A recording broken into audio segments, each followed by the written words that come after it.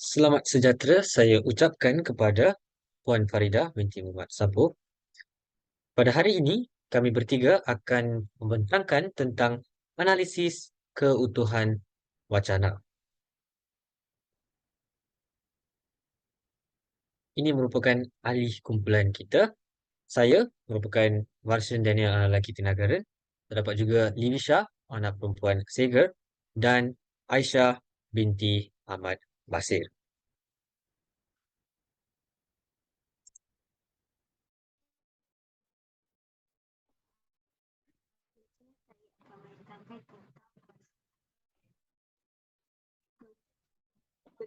Kebutuhan masyarakat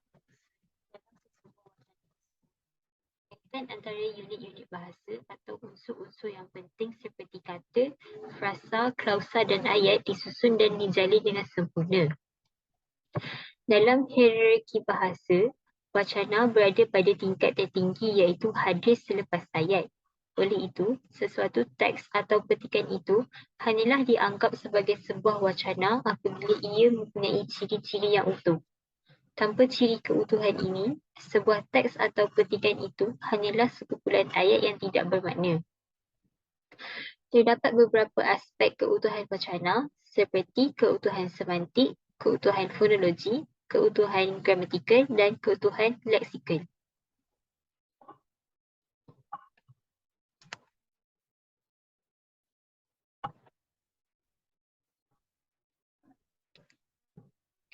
Dari segi etimologi, keutuhan semantik bermaksud perkataan semantik yang diambil dari bahasa Yunani yang membawa maksud tanda atau lambang. Dari segi bahasa pula, ia merujuk kepada ilmu yang mengkaji berkaitan antara lambang atau perkataan atau ayat dengan maknanya. Secara umumnya, semantik ini merupakan kajian berkenaan dengan makna sesuatu perkataan, frasa dan ayat dalam sesuatu bahasa yang digunakan dalam komunikasi lisan atau tulisan. Keutuhan semantik ini dapat dilihat melalui dua segi iaitu hubungan semantik antara bahagian wacana dan hubungan semantik yang dapat dilihat dari segi konteks atau latar wacana. Bagi hubungan semantik antara bahagian wacana, ia boleh diolahkan sebagai hubungan antara klausa atau ayat. Turut terdapat beberapa jenis hubungan seperti hubungan sebab dan akibat, sebab dan hasil, sebab dan tujuan serta hubungan memperkuat isi. Antara contoh ayat yang dapat kita lihat dalam karya Hidup Mahasiswa Harus Berani oleh Siti Zainul Ismail ni ialah dari aspek sebab dan akibat. Pada perenggan kelima, kami berarak berjalan kaki ke arah Gunung Merapi. Keringat basah sudah mengguyur, tapak kaki sudah berdenyut hampir melepasi kawasan kampus Gajah Mada. Dari situ, kita boleh ayat yang pertama merupakan sebab dan daripada sebab tersebut, ayat kedua menceritakan tentang akibat penulis berjalan kaki menuju ke arah Gunung Merapi, iaitu keadaan tapak kaki penulis menjadi berdenyut dan sakit. Seterusnya, dari aspek sebab dan hasil pula, pada perenggan ketiga, kelengkapan berupa topi anyaman daripada bekas tampi bulat seakan-akan topi petani atau nelayan. Topi itu sesuai bagi menghindari cuaca panas dan hujan. Sebab topi itu diciptakan daripada bekas tampi bulat dan ia menyerupai topi petani atau nelayan. Lalu hasil daripada penciptaan topi tersebut, para mahasiswa sesuai menggunakannya untuk menghindari cuaca panas dan hujan. Yang ketiga, sebab dan tujuan. Pada perenggan ke-8, penulis menceritakan, saya terus membuka akaun di Bank Negara Indonesia. Ayat yang pertama ini merupakan sebab, iaitu penulis pergi membuka akaun di Bank Negara Indonesia. Mengapa?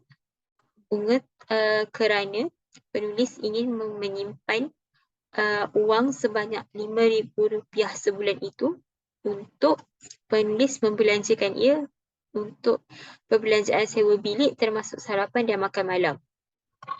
Dari situ kita dapat cam bahawa ayat kedua ini merujuk kepada tujuan mengapa penulis tadi membuka akaun. Seterusnya, hubungan memperkuat isi. Pada perenggan ke-8, untuk perbelanjaan kuliah, khususnya perkakas lukisan, saya harus berjimat. Kadang-kadang, saya terpaksa menumpang makan siang di warung Bu Brojo yang faham dengan masalah anak rantau.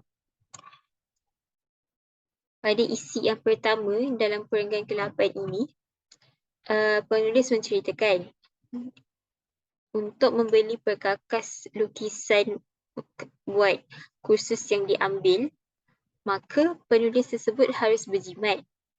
Lalu, penulis menambah lagi, ada waktunya beliau terpaksa menumpang makan siang di warung Bu Brojo sebagai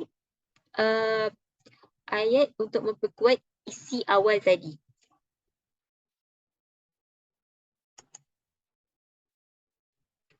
Untuk contoh bagi hubungan semantik yang dapat dilihat dari segi konteks atau latar wacana pula ialah dari jenis kesatuan tajuk dan topik seperti yang ada dalam karya tersebut pada perenggan ke-13. Jogja memang kota seniman. Pelukis senior menjadikan rumah sebagai sanggar atau galeri yang dapat dilawati agar karya seninya ditatap dan dijual. Kita boleh lihat di situ, Jogja memang kota seniman itu merupakan tajuk dalam perenggan tersebut. Lalu, penulis menceritakan sebagai topik kecil dalam bagi tajuk tersebut, para senior buat penulis menjadikan rumah mereka sebagai sanggar atau galeri supaya karya seni mereka itu ditatap dan dijual. Maka kita dapat lihat bahawa topik kecil yang ada dalam perenggan tersebut seiring dengan tajuk yang dipersembahkan.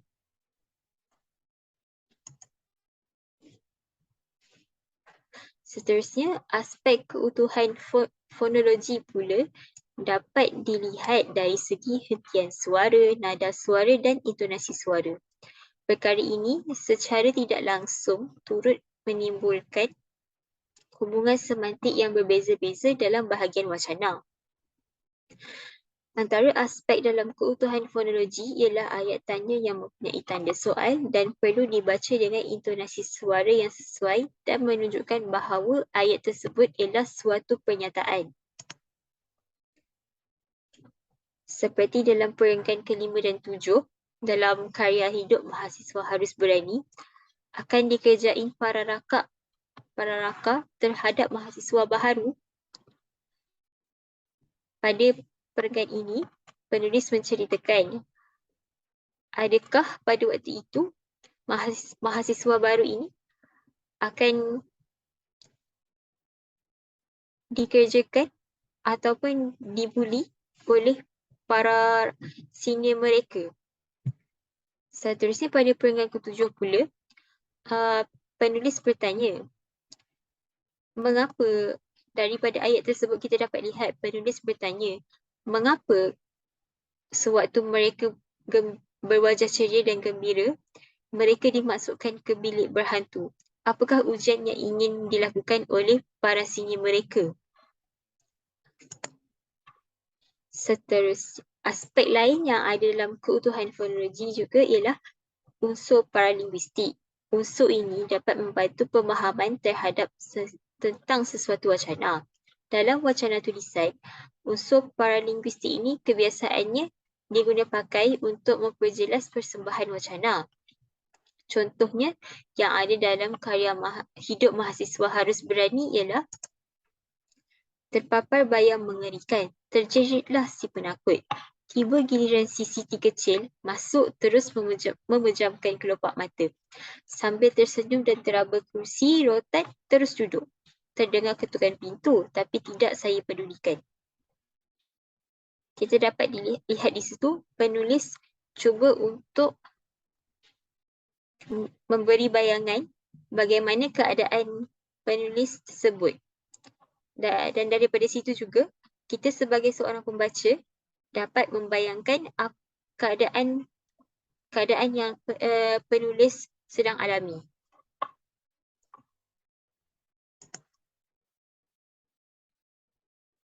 Kita beralih pula kepada aspek keutuhan yang lain, iaitu keutuhan leksikal. Antara ayat yang mempunyai keutuhan leksikal yang telah saya temui ialah dari segi hyponim, yang bermaksud perkataan yang mempunyai makna yang boleh menunjukkan makna lain, iaitu makna khusus dan makna umum. Kita boleh lihat dalam perenggan keempat. Cina Baba Nyonya dan India Getty juga berbahasa Melayu. Perenggan ini tidak lain lagi menceritakan bahawa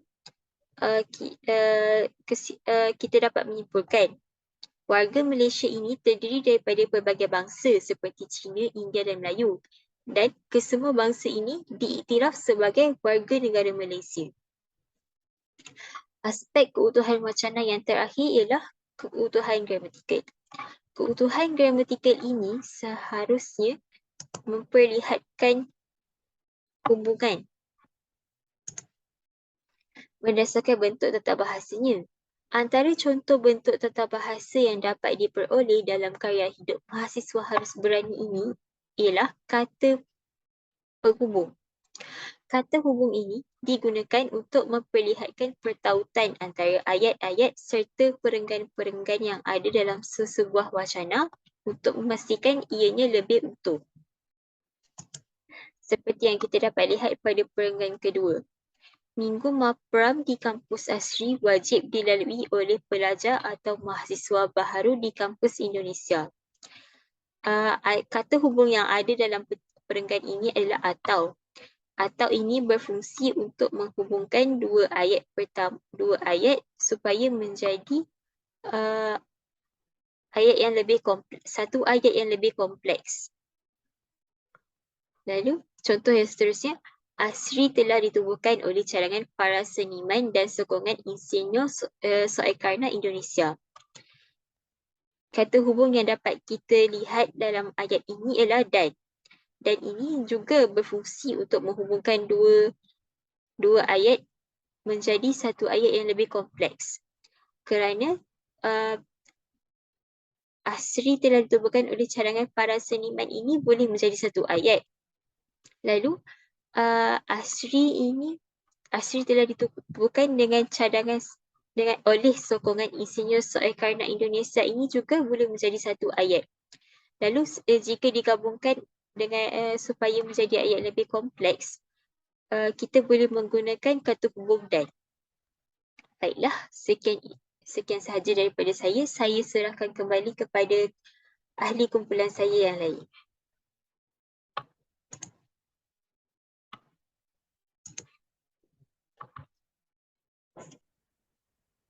Marilah kita mencapakan lensa perbincangan terhadap konsep dan ciri-ciri penanda wacana.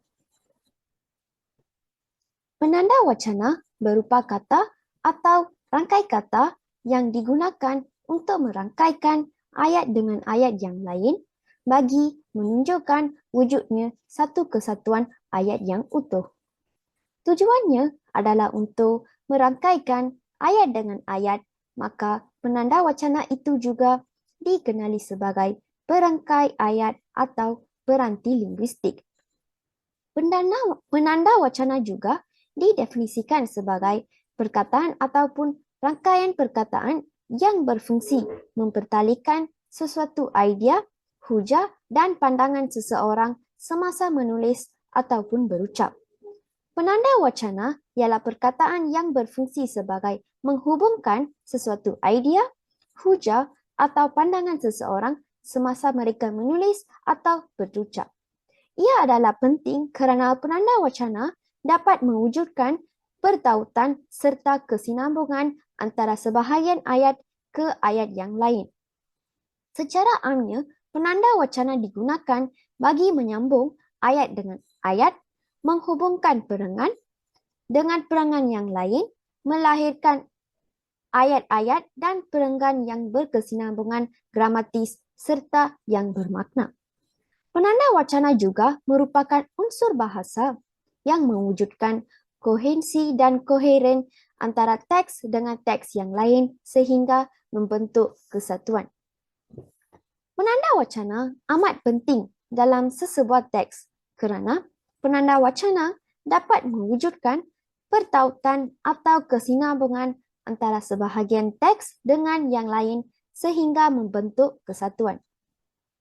Penggunaan penanda wacana dalam sesebuah penulisan amat penting bagi mewujudkan pertautan dan kesepaduan bentuk dan makna penulisan tersebut. Menurut Awang Sarian tahun 1991 menyatakan bahawa penggunaan penanda wacana yang merupakan kata atau frasa perangkai membolehkan ayat-ayat dalam perengan disusun dengan baik sehingga urutan maklumat atau gagasan menjadi lancar dan tidak melompat-lompat. Menurut Roslan Baki pada tahun 1994 menjelaskan lagi bahawa penanda wacana dapat digunakan dalam dua situasi untuk menghubungkan dua ayat, iaitu lalu membentuk satu ayat dan antara perenggan. Sekarang, marilah kita melihat jenis-jenis penanda wacana.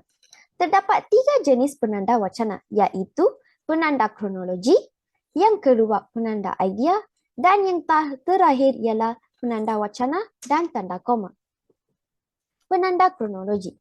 Penanda kronologi merupakan, menurut Kamus Dewan edisi keempat, penanda kronologi merujuk kepada susunan peristiwa menurut berlakunya peristiwa berkenaan.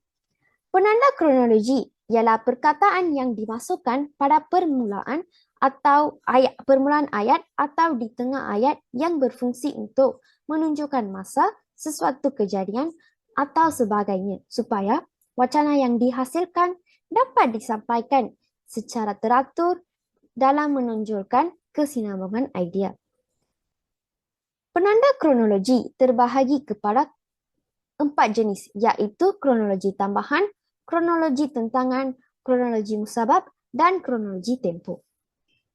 Sekarang, marilah kita melihat satu persatu jenis kronologi tersebut. Yang pertamanya ialah kronologi tambahan. Kronologi tambahan ialah kronologi yang memberikan maklumat tambahan terhadap idea yang ingin disampaikan pada peristiwa tersebut. Berdasarkan artikel yang saya kaji, iaitu Hidup Mahasiswa Harus Berani, terdapat beberapa contoh kronologi tambahan yang saya dapat dikenal pasti. Antaranya ialah dan, lalu, selebihnya dan malah. Berdasarkan sebuah contoh ayat yang terdapat dalam artikel tersebut pada perengan 8 baris ke-23, selebihnya yang merupakan salah satu contoh kronologi tambahan, dan ayatnya ialah selebihnya saya sudah memulakan kerja melakar di Jalan Malioboro. Yang kedua ialah kronologi tentangan. Kronologi tentangan ialah kronologi yang memberikan maklumat bertentangan. Hal ini menunjukkan pertentangan maklumat antara suatu yang baharu dikatakan dengan perkara sebelumnya dalam ayat yang sama. Berdasarkan artikel yang saya kaji, terdapat beberapa contoh kronologi tentangan yang terdiri daripada tetapi dan kecuali. Berdasarkan perengan ke-6, baris ke-4, terdapat salah satu ayat yang menggunakan kronologi tentangan. Contohnya, saya masih mendengar laungan itu, tetapi pandangan mata sudah kelabu. Dalam ayat ini, tetapi merujuk kepada kronologi tentangan. Yang ketiga ialah kronologi musabab. Kronologi musabab didefinisikan sebagai kronologi yang menyatakan sebab atau alasan dalam sesuatu perkara. Berdasarkan artikel Hidup Mahasiswa Harus Berani, terdapat beberapa contoh kronologi musabab seperti kerana, maka dan oleh sebab. Berdasarkan contoh ayat yang terdapat dalam petikan ke-5 barisan ke-16, iaitu inilah detik-detik getir kerana kami akan berarak jalan untuk menuju ke daerah pergunungan Kaliurang. Dalam ayat tersebut kerana merujuk kepada kronologi musabab. Dan kronologi yang terakhir ialah kronologi tempoh. Kronologi tempoh didefinisikan sebagai kronologi yang menunjukkan aturan atau urutan bahasa. Antara contoh kronologi tempoh ialah pada masa itu, esoknya dan akhirnya. Berdasarkan dalam petikan ke-6, barisan ke-9, yang terdapat dalam artikel Hidup Mahasiswa Harus Berani, terdapat satu contoh ayat yang menunjukkan penggunaan kronologi tempoh. Contoh ayat tersebut ialah, esoknya saya gagahi juga ke kampus dihantar dengan motosikal oleh Helfi, puteri sulung Ibu Kartika. Dalam ayat ini, esoknya merujuk kepada kronologi tempoh. Marilah kita meneliti ciri penanda wacana yang kedua, iaitu penanda idea. Penanda idea berfungsi bagi menghubungkan antara fakta dengan fakta dan idea dengan idea. Terdapat 3 jenis penanda idea, iaitu hubungan idea, mengembangkan idea, dan penentangan idea. Sekarang, marilah kita melihat hubungan idea. Terdapat beberapa jenis hubungan idea yang saya dikenal pasti dalam artikel tersebut, iaitu jadi, hal ini kerana, hal ini.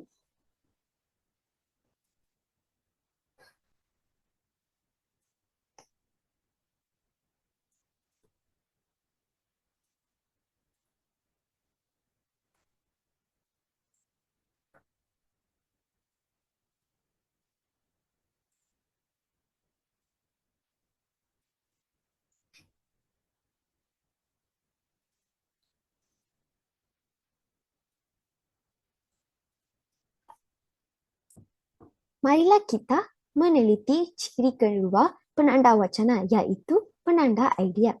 Penanda idea berfungsi bagi menghubungkan antara fakta dengan fakta dan idea dengan idea.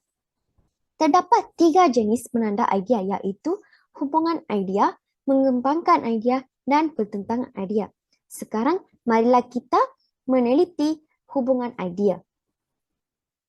Terdapat beberapa contoh hubungan idea yang saya mengenal pasti dalam artikel Hidup Mahasiswa Harus Berani, iaitu jadi, hal ini bertentangan, maka, lalu, dan hal ini telah.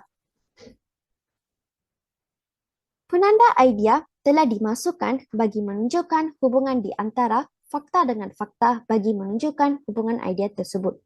Penulis menggunakan penanda idea, hal ini telah, pada petikan 1 dalam baris ke-10, iaitu hal ini telah, bagi merujuk kepada rumusan sebab di mana Atasi Pendidikan dan Kebudayaan Indonesia di Kuala Lumpur telah mengesahkan surat rasmi Sijil Tinggi Sekolah Menengah Malaysia beliau serta mendapat kelulusan Bahasa Melayu yang setaraf dengan Sekolah Menengah Atas Indonesia.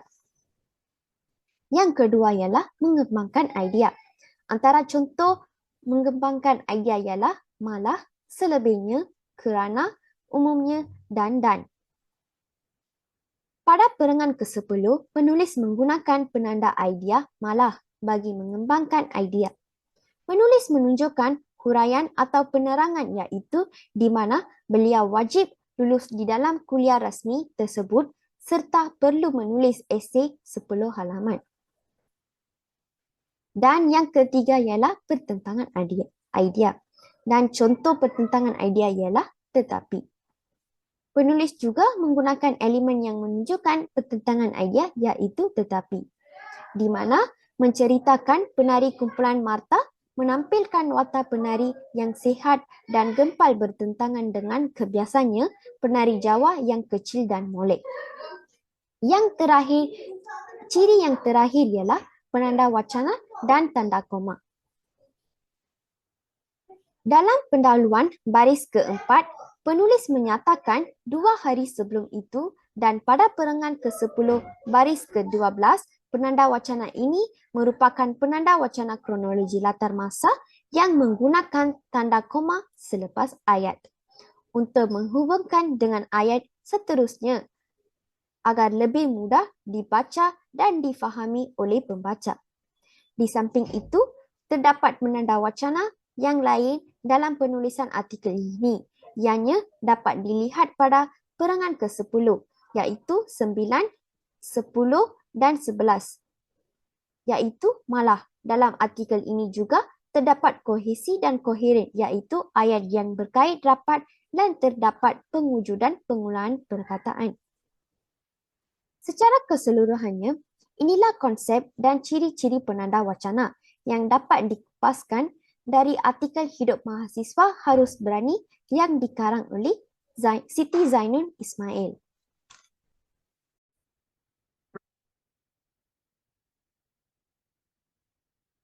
Sekarang saya akan membentangkan tentang kejelasan penulisan dan gaya penulisan. Apa konsep kejelasan dalam penulisan? Sebuah penulisan yang jelas merupakan sebuah penulisan yang jelas dierti, mudah difahami, mudah dibaca, tidak memberi ruang untuk disalah tafsirkan, tidak bersifat samar-samar dan tidak kabur. Gaya penulisan akademik pula yang jelas menggunakan kata-kata yang pendek, ringkas dan jitu. Perkataan yang berbelit-belit dan terlalu panjang akan menyebabkan penulisan itu sukar difahami dan hilang tumpuan pembaca. Menurut Nur Fatin Nabila binti Arifin, penggunaan bahasa yang komunikatif, strategik dan berstruktur adalah penting bagi sebuah penulisan yang jelas. Penulis juga perlu mempunyai kohesi dan koheren yang mantap dan bermakna.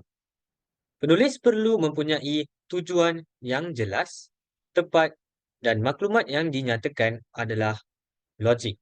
Ketiga, menghasilkan sebuah penulisan. Penulis juga belajar untuk menyusun ayat dan perengan untuk menghasilkan penulisan yang menitik beratkan kejelasan. Bagi gaya penulisan pula, terdapat beberapa ciri. Yang pertama adalah penggunaan bahasa formal yang tepat. Penulisan tersebut juga perlu bergaya formal dan bukan peribadi. Pembinaan ayat yang jelas dan tepat. Penulis perlulah berhati-hati ketika menggunakan kata singkatan dan akronim. Yang terakhir adalah hujah yang diperkenalkan ataupun dikemukakan hendaklah sistematik dan logik. Sekarang marilah kita lihat kepada bahasa formal, iaitu merupakan salah satu gaya penulisan. Apabila dikatakan bahasa formal, sebuah penulisan perlulah meminimumkan penggunaan perkataan saya dalam teks dan penulis juga menggunakan kata kerja formal dan kurangkan penggunaan frasa kata kerja seperti mempertimbangkan daripada melihat kepada. Penulis juga menggunakan lebih banyak kata nama daripada kata kerja seperti keprihatinan daripada membimbangkan. Penulis juga dilarang menggunakan ekspresi emosional seperti itu begitu jelas, di mana lebih baik digunakan nampaknya atau hanya kerana lebih baik menggunakan diberikan berdasarkan. Penulis perlulah menggunakan kata ringkas yang tepat dan padat serta jelas maksudnya, terutamanya ekspresi abstrak seperti perkataan gender digunakan daripada lelaki atau perempuan. Dalam penulisan akademik kita menggunakan bahasa formal, penulis perlulah mengelakkan diri daripada menggunakan selanggar atau bahasa sehari-hari.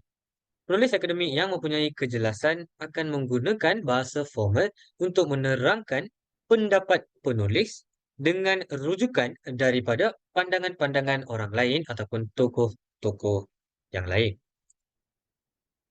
Sebagai contoh penggunaan bahasa formal dalam artikel yang bertajuk Mahasiswa Harus Berani, penulis telah menyatakan pada perenggan 8 baris ke-9, iaitu bunga tabungan sebanyak RM5,000 sebulan itulah buat perbelanjaan sewa bilik termasuk sarapan dan makan malam.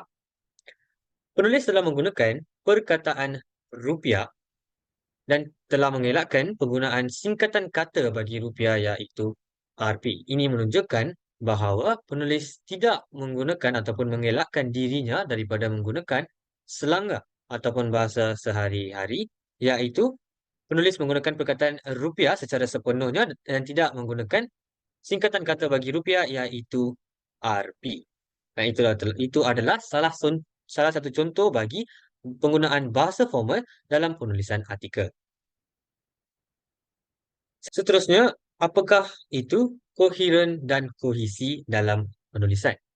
Bagi koheren, menurut Anton M. Molyneux, kohesi adalah keserasian hubungan antara satu unsur dengan unsur yang lainnya sehingga tercipta pengertian koheren, iaitu bersangkut paut. Sebuah penulisan yang koheren dihuraikan dengan jelas dan disokong oleh bukti-bukti yang kukuh.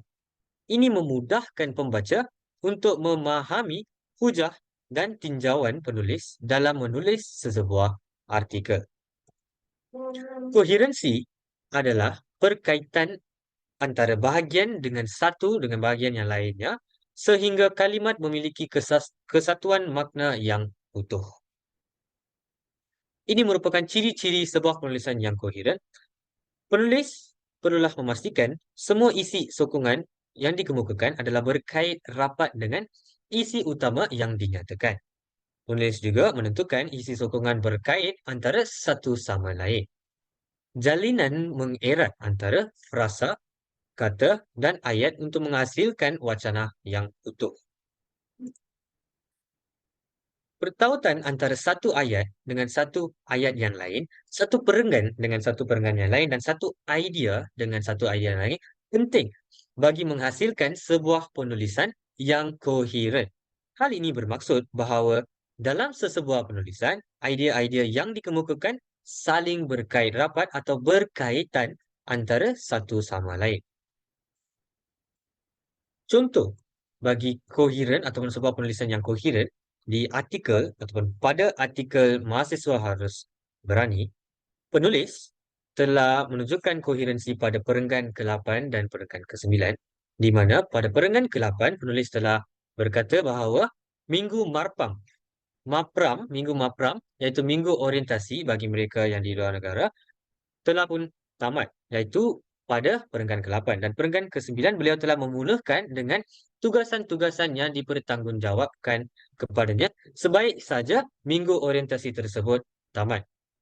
Jadi, ini memberitahu ataupun membantu pembaca untuk memahami apa yang ingin disampaikan oleh pembaca.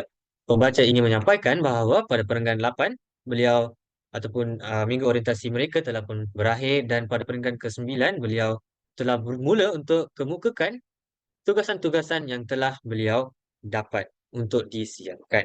Ini menunjukkan koheren pada perenggan 8 dan perenggan ke-9. Sekarang pula adalah kohesi. Dalam penulisan yang kohesi, terdapat kesinambungan idea di mana satu idea telah dihubungkan dengan idea yang lain secara mantap pada tahap ayat, tahap perenggan dan juga pada tahap keseluruhan teks. Dalam proses penulisan, keutuhan dan ketepatan wacana haruslah jelas dengan konteks penulisan bagi menunjukkan bahawa sebuah penulisan yang dihasilkan adalah kohesif. Sebagai contoh, penulisan akhbar atau berita harus menggunakan wacana yang bersesuaian dengan konteks berita. Seterusnya adalah tujuan dalam penggunaan wacana. Jika hendak menggunakan wacana, seseorang penulis harus mempunyai tujuan untuk menentukan jenis wacana yang hendak digunakan. Kohesi juga merupakan hubungan antara bahagian dalam teks yang ditandai penggunaan unsur bahasa. Kohesi pada dasarnya mengacu kepada hubungan bentuk, artinya unsur-unsur wacana, kata atau kalimat yang digunakan untuk menyusun suatu wacana memiliki keterkaitan secara padu dan utuh. Ini merupakan ciri-ciri sebuah penulisan yang berkohesif. Penulisan yang berkohesif mempunyai berbagai-bagai struktur ayat yang menggunakan tanda baca yang betul. Perenggan juga dibina dengan baik, penggunaan kata hubung yang tepat dan peralihan antara perenggan dengan bahagian-bahagian lain adalah tepat dan mantap. Contoh penulisan kohesif ataupun unsur kohesi pada artikel mahasiswa harus berani adalah boleh dilihat pada perenggan keempat. Pada perenggan keempat, penulis telah menceritakan tentang pengalamannya ataupun cabaran-cabaran yang telah beliau lalui sebagai seorang warga asing ketika belajar di luar negara. Beliau telah menggunakan penanda ayat sebagai warga asing untuk memberitahu pembaca bahawa dalam perenggan ini beliau akan menceritakan tentang cabaran-cabaran yang beliau lalui sebagai seorang warga asing ataupun pelajar asing di sekolah tersebut. Dan idea-idea ataupun ayat-ayat yang distrukturkan adalah berkait rapat dengan satu sama yang lain. Beliau telah kemukakan pelbagai cabaran dengan sokongan yang utuh. Ini menunjukkan salah satu unsur kohesif yang betul. Di samping itu, terdapat juga penggunaan akronim atau kata singkatan dalam sebuah penulisan. Sebagai seorang penulis, mereka perlulah jelaskan semua terminologi yang tidak difahami atau diketahui oleh pembaca. Selalu menulis nama penuh pada kali pertama, tidak kira nama singkatan adalah terkenal atau patut diketahui oleh pembaca. Kata singkatan standard bagi kata nama khas boleh digunakan dalam penulisan akademik. Untuk rujukan pertama, penulis perlulah menulis istilahnya secara penuh yang digunakan dalam teks dengan kata singkatan yang terletak atau diletakkan dalam kurungan. Penggunaan akronim atau kata singkatan selepas ini boleh digunakan dalam seluruh teks. Walau bagaimanapun, kata singkatan tidak boleh digunakan dalam abstrak atau dalam tajuk sebuah penulisan akademik. Sebagai contoh, penulis bagi mahasiswa harus berani juga telah menggunakan beberapa akronim atau singkatan kata. Yang pertama adalah Masa Prabakti Mahasiswa MAPRAM. Beliau telah memperkenalkan istilahnya secara penuh dan baru beliau telah menggunakan MAPRAM pada perenggan yang seterusnya. Begitu juga dengan Akademi Rupa Indonesia ASRI. Beliau telah memperkenalkan istilah penuh bagi ASRI dan baru beliau telah memulakan untuk menggunakan ASRI singkatan kepada Akademi Rupa Indonesia dalam perenggan-perenggan yang seterusnya. Beliau juga telah menggunakan RAKA, iaitu singkatan kata kepada rakan kakak, dan beliau menggunakannya selepas mengenalkan istilah penuhnya. Ini merupakan pengaplikasian akronim atau kata singkatan yang betul dan tepat.